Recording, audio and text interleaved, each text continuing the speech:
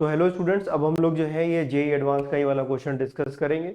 बहुत अच्छा क्वेश्चन है, बहुत इंपॉर्टेंट क्वेश्चन है। इस तरह के और भी क्वेश्चंस आए हुए हैं, लेकिन कॉन्सेप्ट की क्लियरिटी बहुत इंपॉर्टेंट है। तो इसको अभी हम लोग डिटेल में डिस्कस करने वाले हैं, लेकिन क्वेश्चन पहले आप खुद से एक बार पढ़ लीजिए, अच्छे से खुद से ट्राई करिए और उसके बाद फिर मेरे सॉल्यूशन को देखिए। हाँ, अगर आप चैनल पे नए हैं तो प्लीज़ चैनल को सब्सक्राइब कर दीजिए, लाइक कर दीजिए।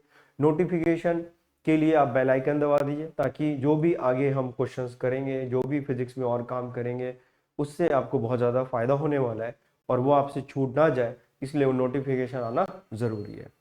तो करते हैं हम लोग स्टार्ट इस क्वेश्चन को। पहले क्वेश्चन पढ़ते हैं और फिर इसको पढ़ लेते हैं। The radius of the orbit of an electron in the hydrogen like है। देखिए ये क्या दिया हुआ है? हाइड्रोजन लाइक है, ठीक है ना। कैसा है? हाइड्रोजन लाइक एटम है। 4.5 a naught, where a naught is the Bohr radius दिया हुआ है। The orbital angular momentum is 3h/2 pi. It is given that h is the Planck's constant and r is the Rydberg constant. The possible wavelength when that atom de excited is और r। यानी कि एक question multiple choice का है, एक से ज्यादा options भी इसमें करेक्ट हो सकते हैं। तो क्वेश्चन देखिए, इसमें एक तो इन्होंने रेडियस दिया हुआ है, रेडियस की वैल्यू ये गिवन है, और रेडियस की वैल्यू जो है ये बोर रेडियस ए नॉट के टर्म्स में। दूसरा देखिए ये लिखा हुआ है, ये अगर आप कंपेयर करें तो एन एच अपॉन 2 पाई से अगर कंपेयर करें तो ये एंगुलर मोमेंटम ही दिया हुआ है।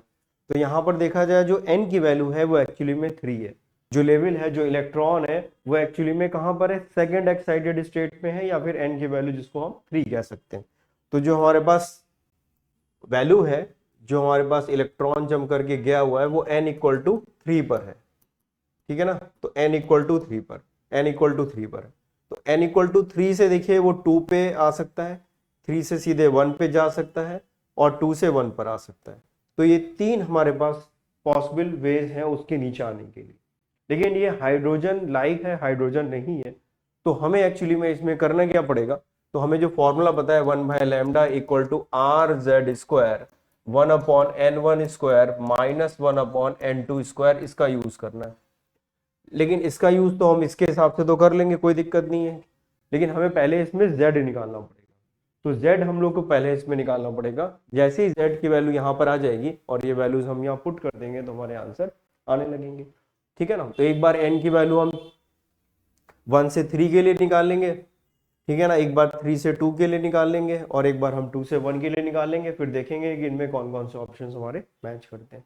तो अब पर्पस क्या है? अब पर्पस क्या है कि हमें ये z की वैल्यू निकालनी है। अब z की वैल्यू देखिए कैसे निकालेंगे। तो देखिए हमें ये गिवन है, रेडियस ये गिवन है। तो रेडियस का फॉर्मूला हमें पता है। रेडियस का जो फॉर्मूला होता है वो क्या फॉर्मूला होता है? r equal to A naught N square by Z, ये फॉर्मूला होता है। ये फॉर्मूला स्टैंडर्ड फॉर्मूला है जो हमें पता होता है। वे ए नॉट जो है वो रेडियस होता है, जिसकी वैल्यू हमें ऑलरेडी पता है 0.53 एंगस्ट्रॉम के आसपास आती है। खैर इसकी हमें यहाँ जरूरत नहीं पड़ेगी। एन की वैल्यू देखिए हमें यहाँ से पता है कितनी है, 3। तो ये आ जाएगा हमारे पास। तो आर की वैल्यू पुट कर देते हैं, 4.5 a naught equal to A naught N square. N की वैल्यू कितनी दी हुई है? 3। तो ये वैल्यू आ गई 9 डिवाइडेड बाय जेड। तो ये आप कैंसिल कर दोगे, ए नॉट से ए नॉट यहाँ कैंसिल हो जाएगा। तो आपको यहाँ z की वैल्यू कितनी आ गई? You will get z is equal to 2। तो z की वैल्यू कितनी आ गई है? 2 आ गई है z की वैल्यू। अब ये वैल्यू हम लोग यहाँ पे पुट कर देंगे। तो if you put the z is equal to 2, तो 1/λ की वैल्यू कितनी आ गई? इसको 2 पुट करा तो ये आ गया 4r। अब पहले हम लोग देख लेते हैं कहां से कहां तक, 3 से 1 के लिए। तो 3 से 1 के लिए तो 1/1 स्क्वायर माइनस 1/3 स्क्वायर, इसको आप सॉल्व करेंगे तो ये वैल्यू आ जाएगी 4r। ये 9 माइनस 1 कितना हो गया? 8। तो 8 डिवाइडेड बाय 9, 8 डिवाइडेड बाय 9। तो इस केस में जो लैम्डा हमारे पास आ गया, जो लैम्डा आ गया वो कितना आ गया? 9/32r। 9/32r ये वैल्यू आ गई हमारे लिए 1। अब देखते हैं इसको जरा हम लोग, ये फॉर्मूला हमारा आता है कि नहीं आता है। तो देख लेते हैं 9/32r। तो देखिए कोई दिया हुआ है, तो ये देखिए दिया 9/32r। तो यानी इसका मतलब है कि ए ऑप्शन हमारा करेक्ट है, लेकिन हमें बाकी भी अभी चेक करने पड़ेंगे। तो ये वाला ऑप्शन आ गया हमारे पास 9/32r। और देखते हैं कौन सा ऑप्शन पॉसिबल होगा हमारे लिए। दूसरे में हम लोग देखेंगे ये हमने कहां से कहां तक निकाला, एन की वैल्यू कहां से कहां तक हो सकती है। एन की वैल्यू देखिए जो डी एक्साइटेड से जब नीचे आएगा तो 3 से ये हमने 1 के लिए अभी निकाला है। अब हम निकाल लेते हैं कहां से, 3 से हम 2 के लिए निकाल सकते हैं। भाई यहां से यहां तक भी तो आ सकता है। तो 2 के लिए जब हम इसमें निकालेंगे तब कैसे करेंगे, इसको ऊपर करते हैं।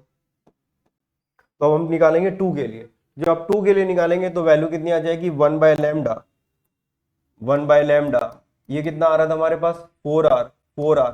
और आपको कहाँ से निकालना है अब 3 से 2 के लिए, तो 1 by 2 square minus 1 upon 3 square, ये कर देंगे। तो ये वैल्यू आप सॉल्व करेंगे तो ये 4r आ गया, ये वैल्यू कितनी आ गई 9 और ये 4, तो नीचे आ गया 36, ऊपर कितना आ गया 9 माइनस 4, ये आ गया 5। तो यहाँ से आप इसको कैंसिल करोगे तो ये 9 आ जाएगा।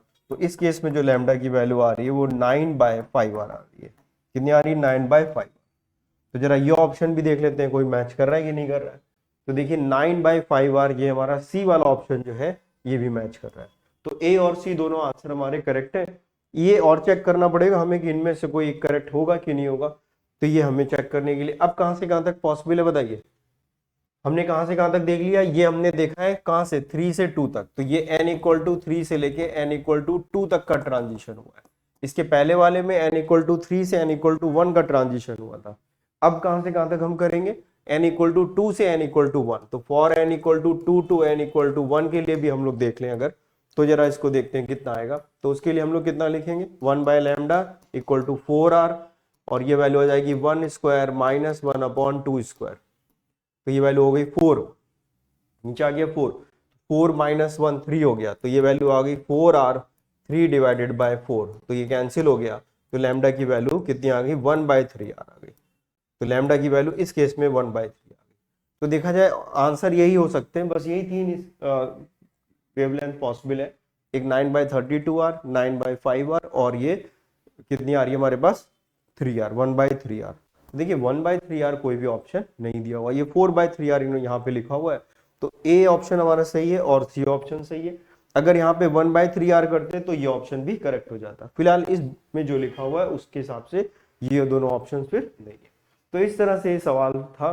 फॉर्मूला थोड़ा सा याद होना चाहिए, क्वेश्चंस डिफिकल्ट बिल्कुल नहीं था, इजी ही क्वेश्चन की कैटेगरी में। एडवांस के केस में अगर देखा जाए तो ये क्वेश्चन इजी कैटेगरी का ही होता है।